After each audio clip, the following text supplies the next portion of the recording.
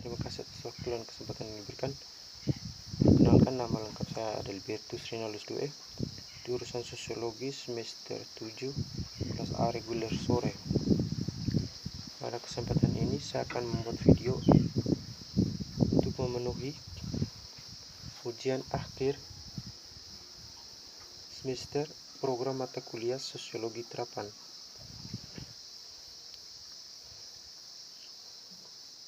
Virus corona adalah virus yang menyerang sistem pernapasan. Penyakit karena infeksi virus ini disebut COVID-19. Virus corona bisa menyebabkan gangguan ringan pada sistem pernapasan, paru-paru yang berat, hingga kematian. Virus corona adalah jenis baru dari coronavirus yang menular ke manusia. Virus ini bisa menyerang siapa saja seperti lansia, orang dewasa, anak-anak, dan bayi termasuk ibu hamil dan menyusui. Infeksi virus corona disebut COVID-19 yang pertama kali ditemukan di kota Wuhan, Cina pada akhir Desember 2019. Virus ini menular dengan sangat cepat dan telah menyebar ke hampir semua negara termasuk Indonesia hanya dalam waktu beberapa bulan. Di tengah pandemi COVID-19, ada berbagai isu yang berkembang di lingkungan masyarakat. Kasus penanganan wabah virus corona di daerah Pakemasan tidak berjalan lancar seperti apa yang diharapkan. Pasalnya, banyak dari masyarakat yang masih mempercaya jika virus corona hanyalah sebuah isu.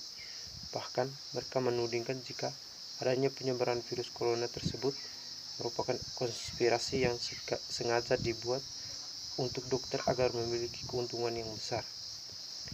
Masyarakat di sekitar Pamekasan menilai penanganan kasus COVID-19 hanya membuat para dokter lebih kaya. Padahal, karena anggapan tersebut yang semakin menyeruak, banyak anggota masyarakat yang menolak untuk diisolasi. Padahal dirinya sudah dikonfirmasi positif COVID-19 berdasarkan hasil tes swab. Hal ini dilihat dari lansir kompas.com. Ketua Satgas Penanganan Pasien COVID-19 RSUD Smar Pamekasan, Saiful Hidayat, yang mengaku terhadap beberapa pasien positif COVID-19 yang menolak diisolasi di rumah sakit. Selain menolak diisolasi, ada pasien yang langsung marah saat dinyatakan positif COVID-19. Mereka justru menuding virus corona adalah proyek dokter untuk meraup keuntungan. Karena anggapan tersebut yang semakin menyeruak, banyak anggota masyarakat yang menolak untuk diisolasi. Padahal dirinya sudah dikonfirmasi COVID-19.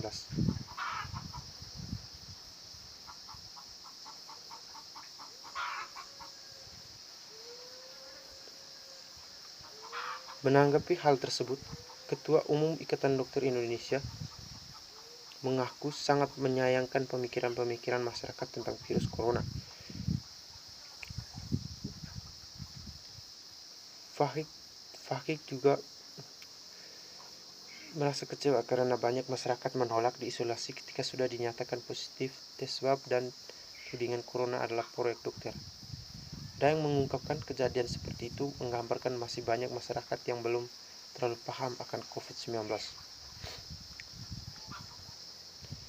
Selain itu, banyaknya kabar bohong atau hoax mengenai virus corona atau COVID-19 turut memperparah keadaan tersebut.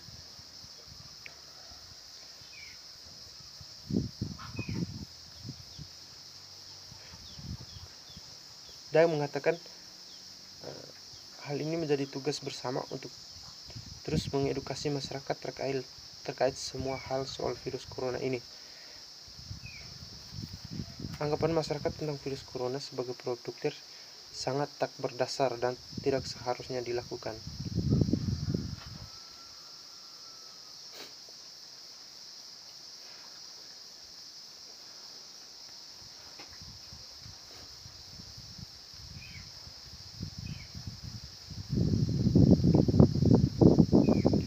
Kebanyakan dokter yang meninggal akibat COVID-19 ini justru tidak bekerja di rumah sakit rujukan khusus untuk menangani kasus COVID-19. Hal itu yang membuat mereka dimungkinkan terpapar dari pasien umum yang tanpa diketahui membawa virus corona di dalam tubuhnya tapi tidak menunjukkan gejala.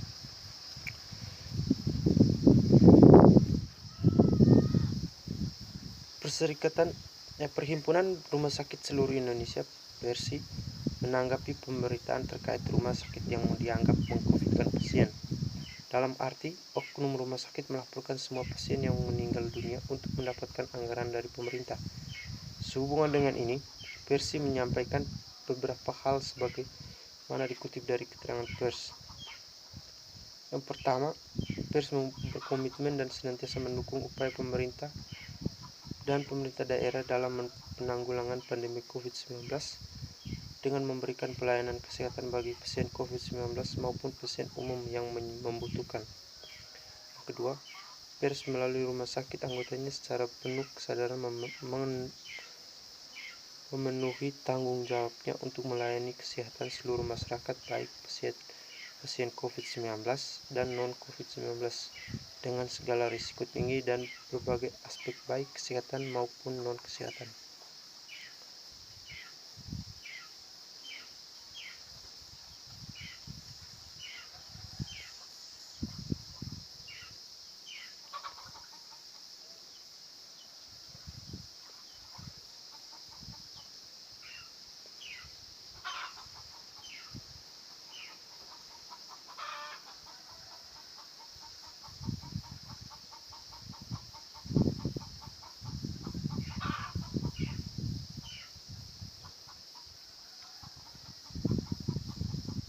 Yang ketiga,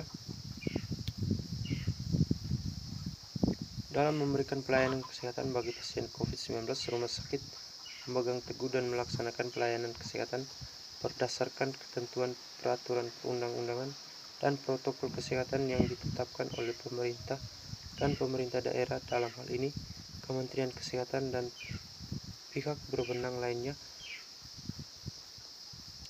Yang berikut, dalam hal manajemen klinis dan tata laksana jenazah, rumah sakit berpedoman yang ditetapkan oleh Kementerian Kesehatan terakhir revisi kelima yang ditetapkan dalam Keputusan Menteri Kesehatan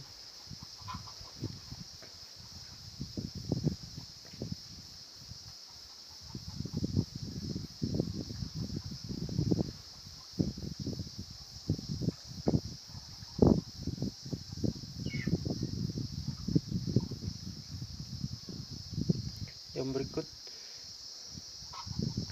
Adanya pernyataan atau tanggapan yang tidak disertai fakta, bukti atau tidak terbukti kebenarannya, membangun persepsi keliru atau mengiring opini seolah rumah sakit melakukan perilaku yang tidak sesuai dengan ketentuan atau kecurangan.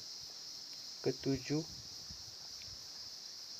jika benar dan dapat dibuktikan secara sah, PERSI sangat mendukung pemberian sanksi terhadap oknum petugas atau institusi rumah sakit yang melakukan kecurangan dengan meng-COVID-kan pasien.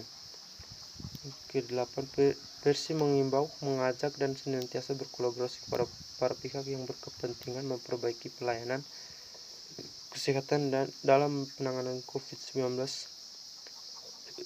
COVID menerima masukan, aspirasi dan keluhan dapat disampaikan dengan cara yang tepat dan saluran yang benar. Perhimpunan Rumah Sakit Seluruh Indonesia atau PERSI menanggapi terkait isu bahwa rumah sakit meng-COVID-kan atau menyatakan status pasiennya sebagai pasien COVID-19 yang bertujuan untuk mendulang keuntungan. Adanya pernyataan atau tanggapan yang tak disertai fakta, bukti atau tidak terbukti kebenarannya, membangun persepsi keliru atau mengiring opini seolah-olah rumah sakit melakukan perilaku yang tidak sesuai dengan ketentuan atau kecurangan.